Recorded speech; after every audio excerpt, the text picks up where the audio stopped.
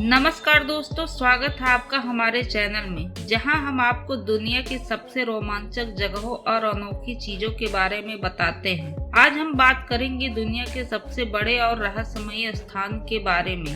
क्या आपने कभी ऐसी जगह की कल्पना की है जो इतनी विशाल हो कि एक शहर से दूसरे शहर जाने में कई दिन लग जाते हों?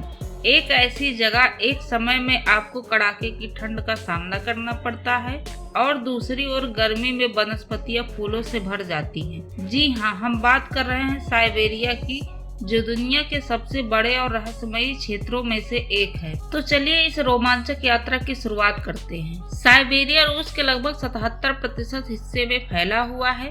साइबेरिया का क्षेत्र लगभग 13 मिलियन वर्ग किलोमीटर में फैला हुआ है। इसमें पूरा भारत जैसे 8 देशों का क्षेत्र समा सकता है, जिसमें पर्वत, गहरे जंगल, बर्फीले मैदान और बड़ी बड़ी झीलें हैं। यह क्षेत्र इतना विशाल है कि यदि साइबेरिया एक अलग देश होता तो यह दुनिया का सबसे बड़ा देश होता। इसके विशाल भूभाग के कारण इसे दुनिया के ठंडे प्रदेश में गिना जाता है। इसके पश्चिम में यूराल पर्वत से लेकर पूर्व में प्रशांत महासागर तक फैला हुआ साइबेरिया भौगोलिक दृष्टि से बहुत विविध है।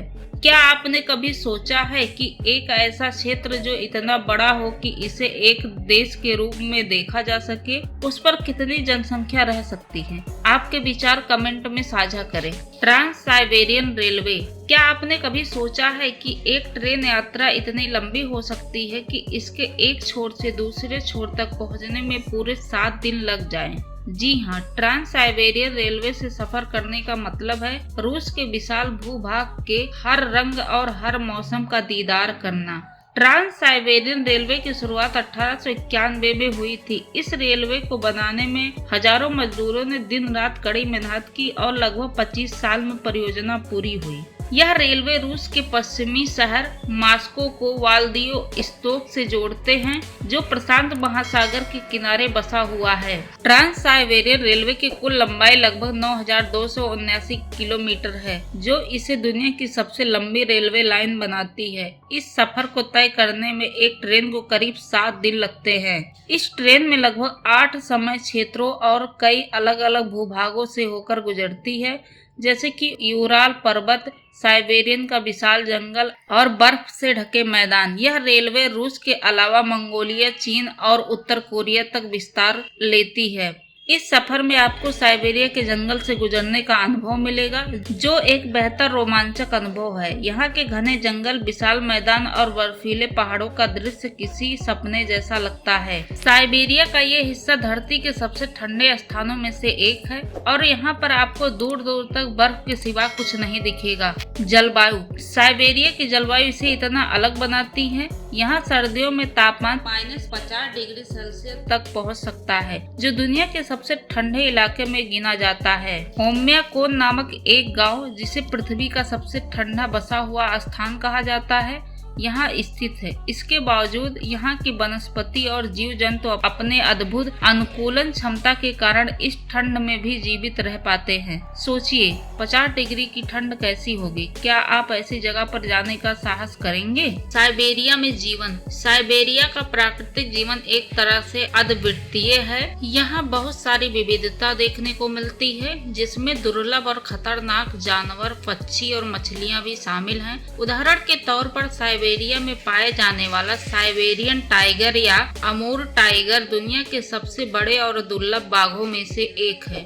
इसकी खूबसूरती और ताकत के बारे में सोचकर ही रोंगटे खड़े हो जाते हैं। इसके अलावा यहाँ भूरी भालू, वुल्फ, एल्क और सैटेलाइट द्वारा खोजी गई बर्फीली मछलियाँ भी पाई जाती हैं। साइबेरिया का यह विशाल प्राकृतिक वातावरण इन जीवों के लिए आदर्श घर है, क्योंकि इनकी प्रजातियां यहाँ की कठिन परिस्थितियों के अनुकूल ढल चुकी हैं। साइबेरिया की झीलें और नदियाँ। साइबेरिया में कई झीलें और नदियाँ हैं जो अपने आप में किसी चमत्कार से कम नहीं है। इनमें से सबसे प्रसिद्ध बैकाल झील। यह झील केवल साइबेरिया की ही नहीं बल्कि पूरी दुनिया की सबसे गहरी मीठे पानी की झील मानी जाती है। इस झील की गहराई करीब 1006 642 मीटर तक है और इसका पानी इतना साफ है कि इसके भीतर 40 मीटर की गहराई तक देखा जा सकता है। यहाँ पानी की इतनी जैव विविधता है कि बैकाल झील को गैलापागोस ऑफ रसिया भी कहा जाता है। इसके अलावा साइबेरिया की कई नदियाँ भी यहाँ की जीवनदायिनी हैं। क्या आप ऐसी झील देखना पसंद करेंगे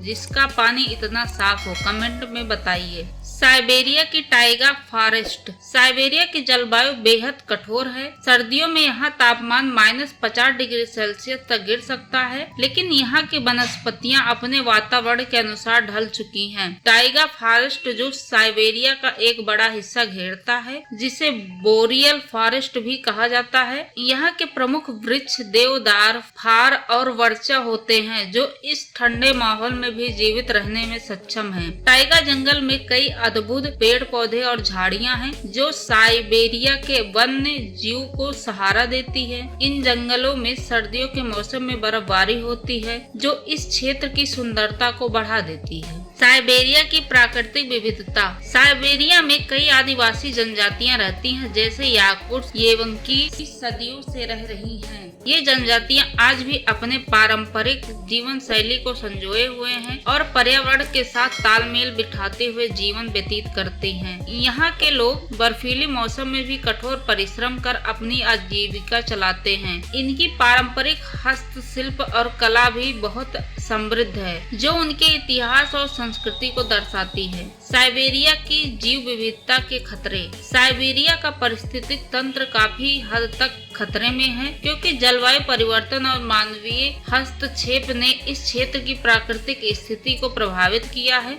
ग्लोबल वार्मिंग के कारण साइबेरिया में तापमान तेजी से बढ़ रहा है और यहाँ की बर्फीली वादियाँ धीरे धीरे पिघल रही हैं। इसके अलावा यहाँ की वनस्पति और जीवों के लिए नुकसानदेह बायोलॉजिकल प्रभाव भी उत्पन्न हो सकते हैं, जिनका असर साइबेरिया की जैव विविधता पर पड़ सकता है। साइबेरिया दुनिया का एक ऐसा क्षेत्र है जहाँ प्राकृतिक अपनी पूरी सुंदरता और शक्ति के साथ मौजूद है। यहाँ की जंगली जिंदगी, झीलें, नदियाँ और घने जंगल, यह सब हमें प्रकृति के असली रूप से रूबरू कराते हैं। हम समझ सकते हैं कि इस तरह का महत्व केवल इनके विशाल क्षेत्र तक ही सीमित नहीं है, बल्कि यहाँ की जैव विविधता और पारिस्थितिक तंत्र इसे दुनिया के अनमोल खजाने में से एक मानते हैं। अगर आपको हमारा वीडियो पसंद आया हो तो इस वीडियो को लाइक करें और दोस्तों के साथ शेयर करें और हमारे चैनल को सब्सक्राइब करना ना भूलें। अगली बार हम फिर मिलेंगे एक नए और रोमांचक विषय के साथ। तब तक के लिए धन्यवाद।